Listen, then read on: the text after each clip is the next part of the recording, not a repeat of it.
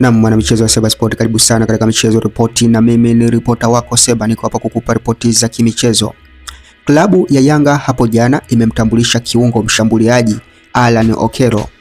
Kiungo huyo raia wa Uganda anayemudu kucheza nafasi 3 uwanjani, nikimaanisha namba 10, namba 7 na 11. Amejiunga na kikosi hicho akitokea katika klabu ya Vipers kutoka pale Uganda nchini kwao.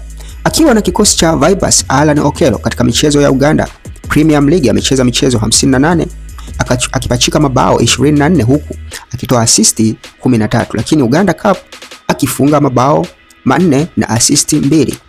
Kiungo huyo matata kabisa anakuja kuongeza nguvu katika kikosi cha Young Africans chenye matarajio ya kufanya vizuri katika anga za kimataifa. Naam, una kipi cha kuzungumza kuhusiana na usajili huu kabambe kabisa ambao ulikuwa unasubiriwa kwa hamu?